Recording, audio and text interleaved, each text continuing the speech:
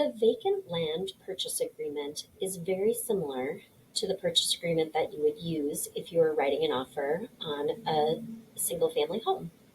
It's important that you put the date that you're making the offer in the top right-hand corner, and please use as accurate information in terms of the buyer's names, whether it is an individual or a business entity. Do your best to include middle initials and proper spelling of their first and last name. You, of course, will need to submit earnest money with your offer, which is typically 1% of the offer price. And then you want to put in the street address, the city, the county, the zip code, and the legal description if you have it. Just like a residential purchase agreement, if you have any fixtures that were to be included or excluded from the purchase, you would list those in lines 19 through 23. You'll place the offer price on line 25 within the allocation of how much they're putting down in terms of a percent of cash as compared to how much they are financing. And then you'll also include the closing date to which you'd like to close on the vacant land. Just like the standard purchase agreement, you'll say whether it is contingent on mortgage financing, if it's a first mortgage or perhaps a first mortgage with subordinate financing, if there's any grant or bond programs or loan assistance, you need to notify the seller as you're making your offer of that on line 47, and also the type of mortgage that they'll be getting on it. You'll also need to choose whether you are going to provide to the seller financing approval at closing or in a certain amount of time prior to closing, and you would check either box 61 or 67 to denote that. Going down then to lines 103, you'll want to let the seller know if you're going to lock in on the interest rate at any time prior to closing, or with a volatile interest rate market, you may want to do so within 5 days of final acceptance of this purchase agreement to lock in an interest rate and be sure that your buyer is secure in knowing what the monthly payment will be.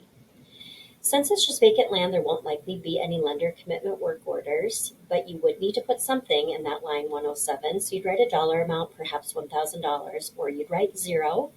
And then if the lender has to come back to re-inspect, would that fee be the responsibility of the seller or the buyer? You can check either box there. If they are utilizing an FHA loan or a VA loan, you would write in the appropriate sales prices here. And if not, you can just leave all of those blank. If they are doing a VA loan, it's a very good idea to talk with the mortgage company and learn specifically what you want to put in regards to the funding fee. That's very unique to every individual veteran or active military. You'll be letting the seller know if the buyer is requesting that the seller pay their closing costs, either in a percentage or a dollar amount, and if the purchase of the vacant land is subject to the sale of some other sort of piece of property. And you'll check box number 1 if it is, you'll check box number 3 if it is not, and if it is already under contract, so it's just contingent upon the successful closing, you'll write that in on item number 2. The real estate taxes are most likely going to be prorated from the date of closing, but there are other options here on line 179 and 181. And if there's any special assessments that the seller has not paid, you would check those boxes then on the right, saying that you're asking the seller to pay all of those prior to closing, unless for some reason your buyer wanted to assume those. This also then would be referenced on the seller's vacant land disclosure, saying that as of the date of this purchase agreement, the seller either has or has not received a notice regarding any new improvements that would impact these special assessments up here. If they've written a previously written purchase agreement, you would need to check is and put some appropriate dates in there. But the most unique and the most important aspect of a vacant land purchase agreement, rather than the standard residential purchase agreement, comes into place here on line 6. And that's in regards to any special contingencies. So you'll want to write a date that you're asking the seller to satisfy these contingencies. And you'll notice here that there's about a dozen options. So when helping someone buy vacant land, especially if they're buying a lot that they plan to build a house on, there are going to be quite a few of these things that you want the seller to provide to you and that you want the purchase to be contingent upon. So most likely the buyer is going to want to obtain a physical inspection of the property. If they're buying from out of town and they haven't already been to the property, you would check line A. We would also want, most likely, for the buyer to be able to obtain evidence of their utility connections and or the cost of connecting to the property. So if they're buying a 20-acre parcel in the country on a gravel road, there's a high probability that there hasn't been services run into that. So there might not be electric yet. There might not be telephone to that, for example. And so you would need to allocate and prepare for and budget for what those expenses may be. And you want to take those expenses into consideration as you consider the overall price of the lot that they're buying. If the seller has done a survey on the property, that is best case scenario. Surveys do cost several thousands of dollars, and you will want your buyer to know exactly where the lot lines are that they're of the home or of the property that they're purchasing. So we are very likely going to say that this is contingent upon the seller providing a certificate of survey at the seller's own expense. Certainly it may be something that your buyer does want to do on their own, but for cost savings, if you can have the seller provide that, that is for the best. If your buyer is planning on building a home or some other sort of structure on the land, it is highly advisable by Keller Williams Preferred Realty that the buyer does not actually close on that property until you have approval of the proposed building plan. So you would want to make it contingent upon most likely the buyer taking charge and doing that and paying for it. Likewise, if it's a large tract and your buyer plans to subdivide it, you would need to receive approval from the city or the township for a proposed subdivision plan. If for some reason the land needed to be rezoned, if it was set for commercial and they wanted it to be residential or vice versa, that would be something that you may be contingent upon. Also, if there isn't already a well and a septic system on the property and there is not connection to city water and city sewer, we need to conduct what's called a percolation test to see where you can put the well and septic. Likewise, you'd also want to do some soil borings called soil tests to determine where the soils are most stable and the foundation for a home or a structure can sit. So you'd want to make sure that your purchase agreement is contingent upon those. And again, it does vary whether this is going to be paid for by the buyer or the seller. And so you can work through that with your client individually.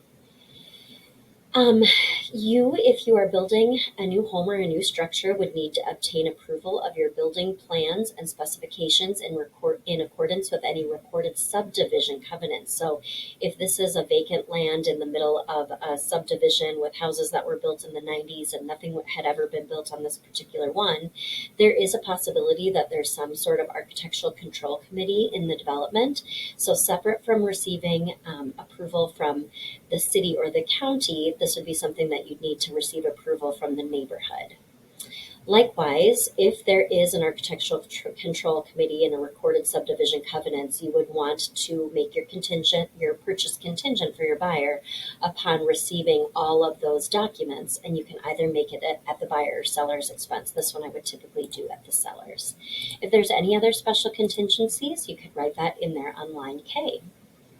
The rest of it, you can reference the recording of the standard purchase agreement. But again, it goes on to talk about receiving a proper deed to the property when it closes on it. When would you like to take possession of it? Talking about all these various different clauses in terms of risk of loss, calculation of days. Are we talking about calendar days or business days? If there needs to be a cancellation, how is the earnest money refunded? And if there's a default for some reason, how would that be handled?